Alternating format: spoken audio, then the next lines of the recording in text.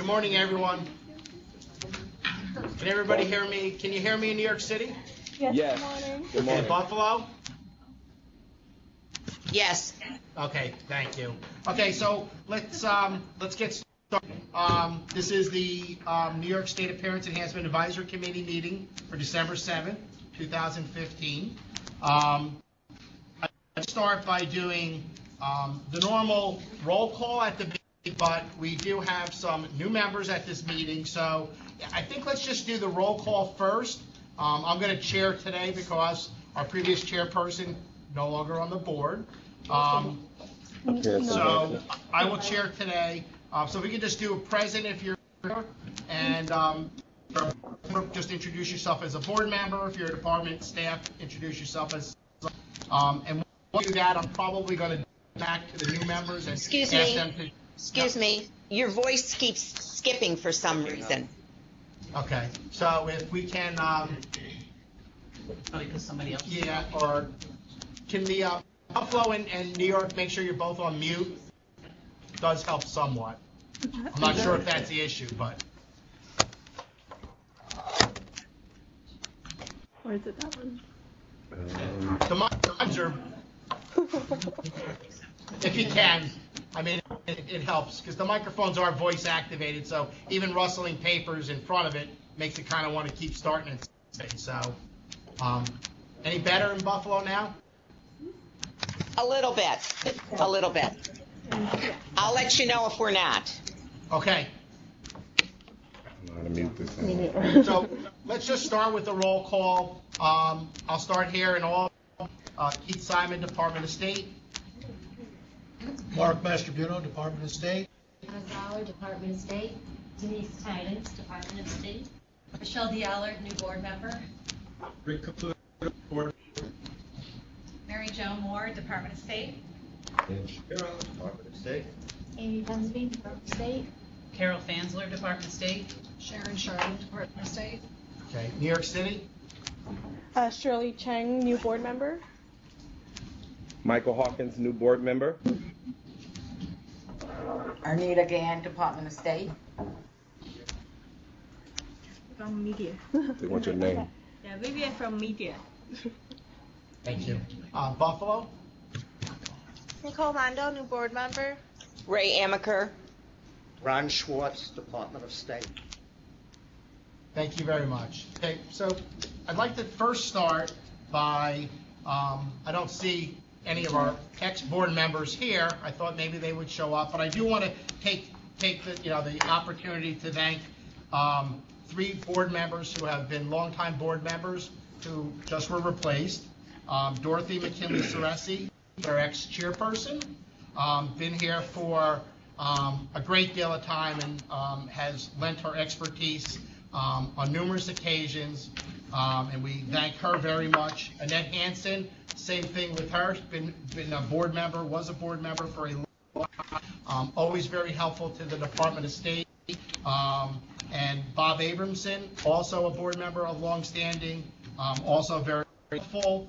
We appreciate all of their help, and if they're watching, we would hope that they would continue to be involved.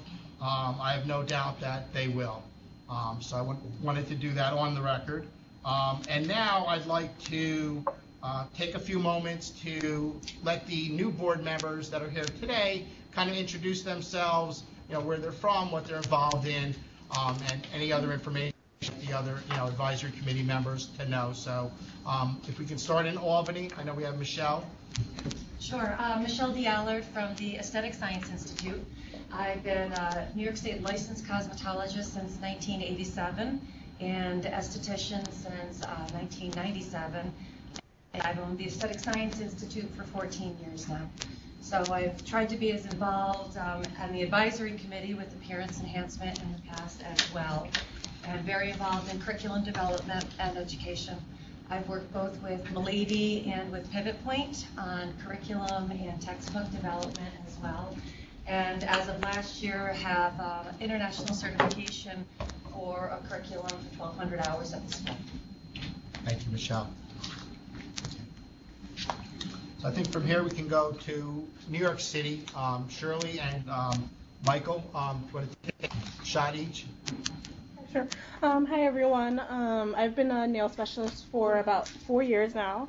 I do a little bit of everything. I work on photo shoots. I work backstage at Fashion Week. Obviously I'm here now. I also educate for a couple of nail companies as well. And excited to be here. I'm looking forward to making a difference, especially after all the news there's been in the New York Times about nail salons recently. So hopefully I can make a difference. Hello, good morning, everyone. My name is Michael Hawkins. I am the Director of Education at Hair Design Institute. I have been a stylist for about 21 years, an educator for about 16 years, and I'm excited to just be a part and participate. Thank you, Michael. Buffalo? Hi, good morning, everyone. My name is Nicole Lando. I've been a licensed cosmetologist since 2006. I've been a cosmetology educator since 2008. I'm former director of Empire Beauty School of Buffalo. I was with the company for approximately 3 years. I'm currently now with the barber program, Area Dulces, and I'm substitute teaching in the cosmetology field. Thank you. Thank you. Okay. Before we move on, so in the license law, the statute, the secretary designates a chairperson from amongst the members. So for the next meeting, if anybody is interested in being the chairperson, if they could let Charlene, who's going to be taking over the boards. I don't know if we've said that previously, but Carol is retiring in January, and Sharon will be taking over the board duties. So if they want to express an interest and considered for that position, please let her know. That's it. So the first thing on our agenda today is some subcommittee and department reports, and it's really an enforcement update from Arnita in New York City. Good morning, Arnita, again, Department of State. Within the last few months, the Department of State has, in collaboration with several other state agencies, launched a state nail technician task force.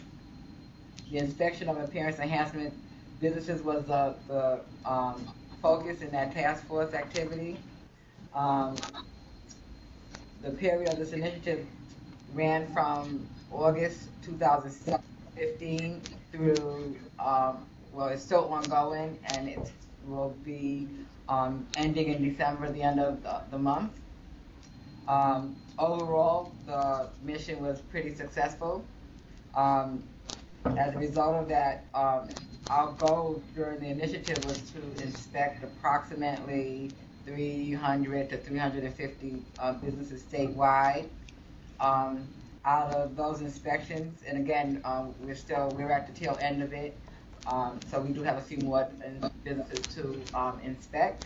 But as thus far, we've approximately 72 businesses were identified for operating without a business license. Of that number, we just recently did a sweep over the weekend, Friday and Saturday, and we identified at that time approximately 23 businesses who were operating without a business license. And those businesses are, we will have compliance efforts conducted the following week for those 23 businesses. Approximately 48 businesses obtained appearance enhancement business licenses and are now in compliance with our business license requirements. We also was able to identify a number of unlicensed practitioners who were provided the opportunity to participate in our nail training program. In continuance with our enforcement efforts for the 2016 year, the department will conduct compliance visits to approximately 25% of appearance business licenses. licensees. That's my report. Here, Anita. Anybody have any questions for Anita? I have a question. How did you decide, was it the selection of salons that you chose to inspect, was it random, or did you get calls about them, or how did that work? It was a random selection, Okay. and again, the initiative was out there based on the institution of the new laws that went into effect, I believe in July. So we just wanted to get out there to the community and reach out. Okay. We also had some outreach efforts and providing information and on the new laws and everything. So they were pretty much random targets. Okay, and you said it was statewide, right? Not just New York City? Statewide. Okay. Any other questions for Anita? Okay. We have some action items. Actually, we only have one action item having to do with the nail specialty curriculum and the exams. So I'm going to speak on that just briefly. So there was an initiative, and there's a nail specialty trainee category now. There's a curriculum for that. At the same time, there was revisions made to the regular nail specialty curriculum. So both of those have been are recent. So now that they're done, the exams will be worked on to be in coordinate, to be linked to the new curriculum. Any of the revisions, so those changes will be made to those exams. That's the whole report. So, any questions on that? I just have some input about another change to the nail specialty exam. In regards to the practical, I have some friends who are quite allergic to acrylic and they can't use it at all. So they have trouble taking a test because of the acrylic portion of the exam. Is there any way to change it so that they can have an option to do acrylic or gel? It's a possibility. We could explore that possibility. We revised the practical exam. So they'll be looking at both the written exam and the practical exam with this new revision. So that's certainly something that can be looked at. Normally there'll be a subcommittee, subject matter experts that will help out with both the written and the practicals. So we usually will ask for volunteers. So if you're interested, you don't have to commit now, but if you're interested, certainly probably the pro exam, he should probably going to be working on that, probably. So, absolutely. Is the nail specialty training in the revised curriculum currently in effect? Or is there as an effect date? No, I think they were approved, so I believe they're in effect.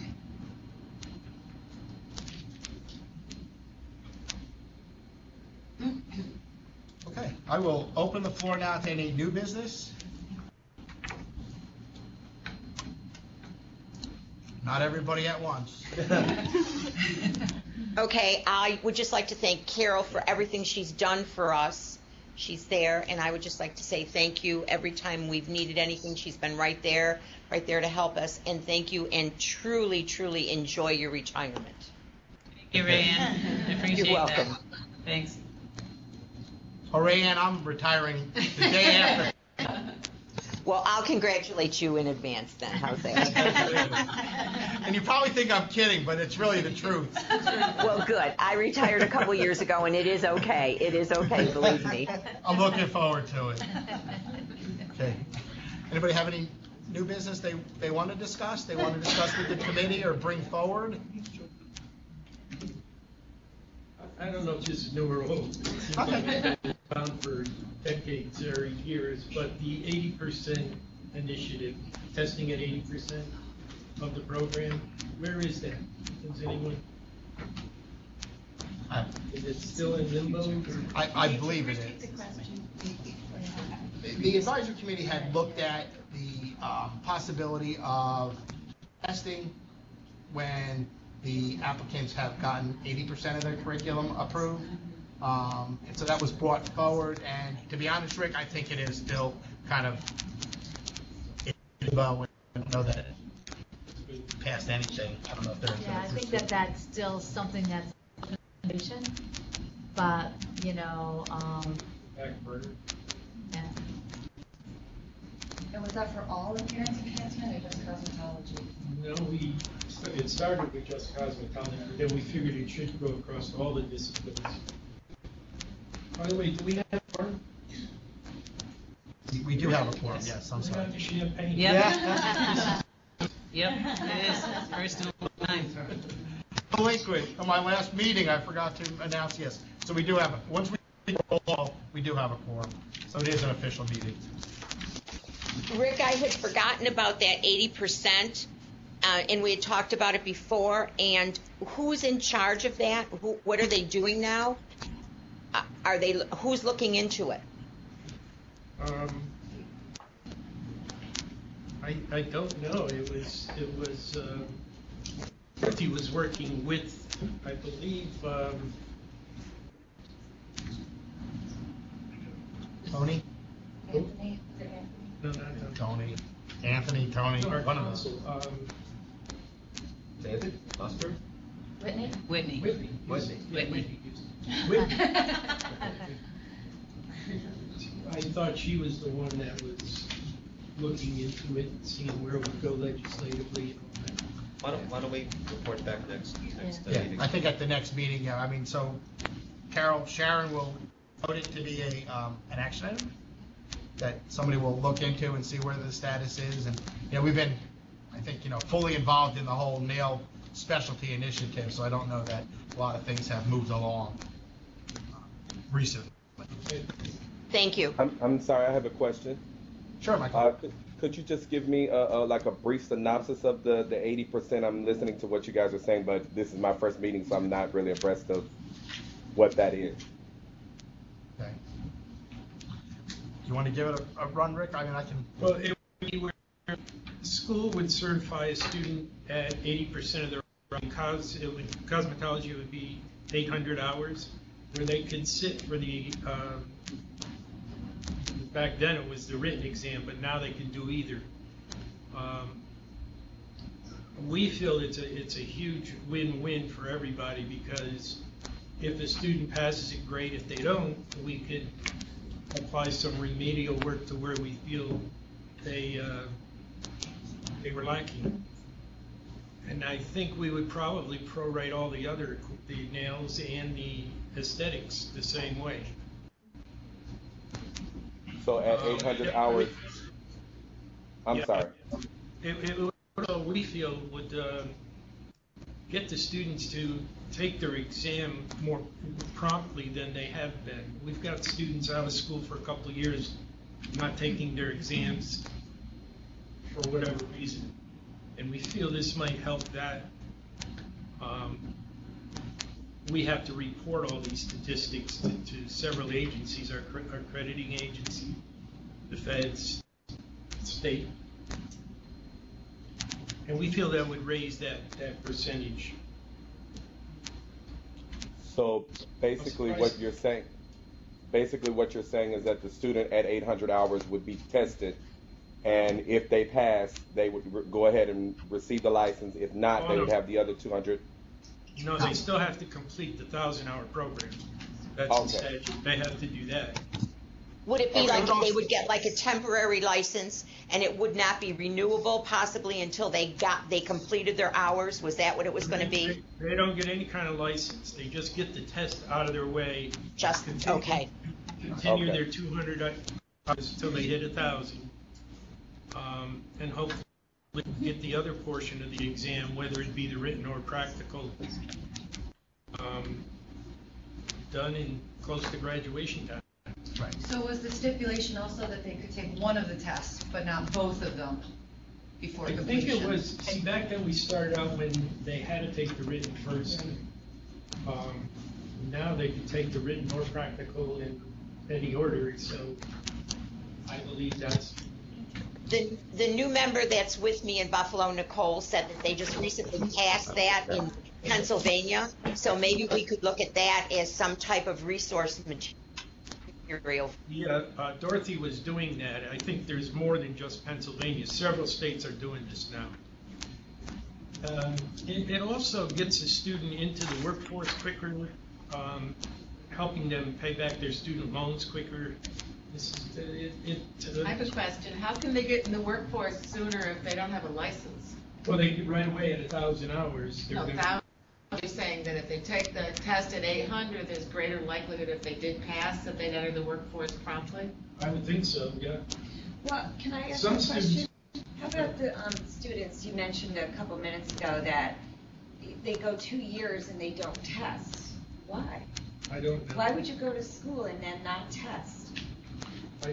I don't. That's You know, unknown. and that comes back on the school and not on, I mean, at some point, a student has to be accountable. So why should? Well, maybe 2 years is a little bit strong. Maybe this would get them there quicker, we feel. From an observational standpoint, it seems a little confusing because one would think if they were ready to test and pass at 800, they wouldn't be the same pool of people who would wait 2 years. So it seems like they're two different, it's a solution for a different problem. That's what I'm seeing. I just don't see somebody capable of passing at 800 hours being the same individual who wait 2 years after they finish. Well, They so, don't seem to be I the mean, same person to From me. my observations, I think you could look at it a couple of ways. So, first of all, let me make it clear that I think when we discussed it, it would be voluntary. So nobody would be forced to go take their test at 800. But they could. So, of course, yes, you'll have the motivated students who will right away say, look, let me go get it done.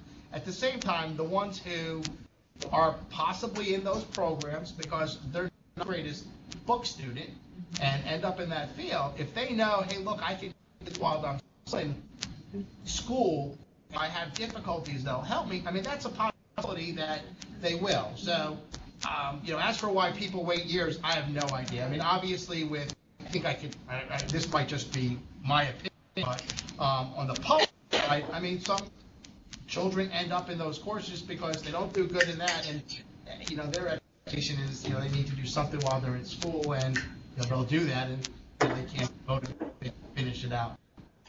So that's a different story because you're definitely paying a lot of money. I don't know why you would wait, but they are nervous. But yes, so I mean, I think those were some of the thoughts that that they had that maybe would help those other students who just are not that good at the theory part. I mean, the practical part, and like I said, I won't be here for that discussion, but I know we said now you could do either exam, so maybe you could take either one at 800, not that it's necessarily practical. I do very well on the practical, so it's not really an issue. I think probably the focus should be on, if you're going to allow it, that they do it for the written exam and not confuse it and make it more administratively difficult to have them going through both. So, but I mean, that can be discussed amongst there'll be a subcommittee, I'm sure, reformed to look at that whole thing. So.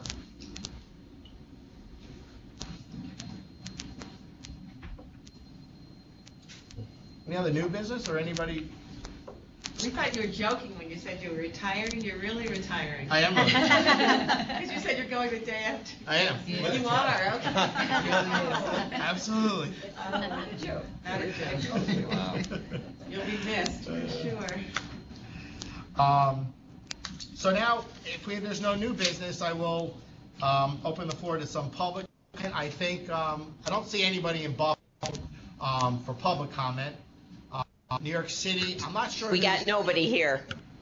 We got nobody. Okay. Ron, don't want to say anything? There is a reporter here. We're not sure. They're doing an interview or something outside. I can go grab her.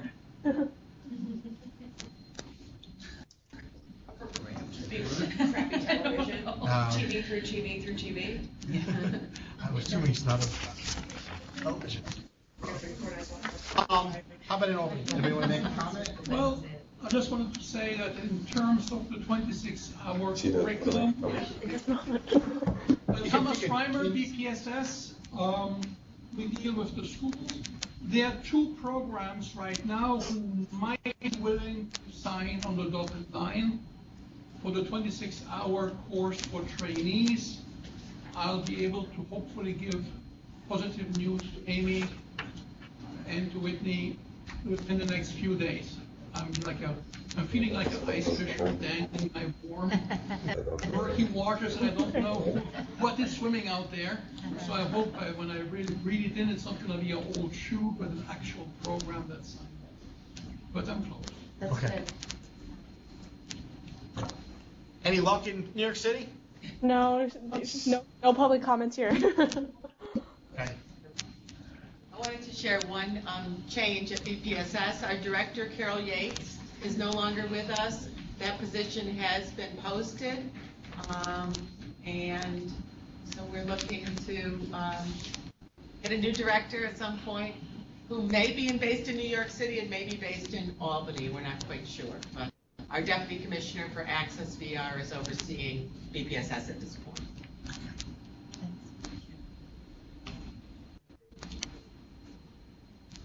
Anything else? Anybody have any last minute? Okay. I think for the next meeting, Sharon will probably reach out to people and throw out some dates. That's how we normally do it. So, and then coordinate that. It'll be after the new year, obviously, after January 15th.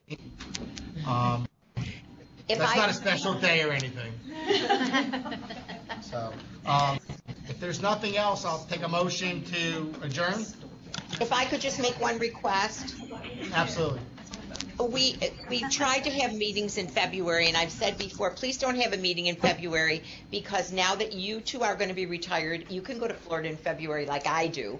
But if you have a meeting in February, I'm sorry, I can't attend because I'm not coming back for it. So if you could make it March or later, I would certainly appreciate it. And then I'll guarantee I'll come. Okay. Yeah, it won't be till after Yeah. March. Carol's indicating it probably will be March or later. So. I mean, it's December, so it probably won't be till March Right. or April. Thank you, Carol. Okay. So I will take a motion. Rick, second. Anybody? I'll make the second. Thank you. All in favor of adjourning? Second, third. Adjourn. Anybody opposed to adjourning? No. Okay. Well, The welcome meeting. everyone.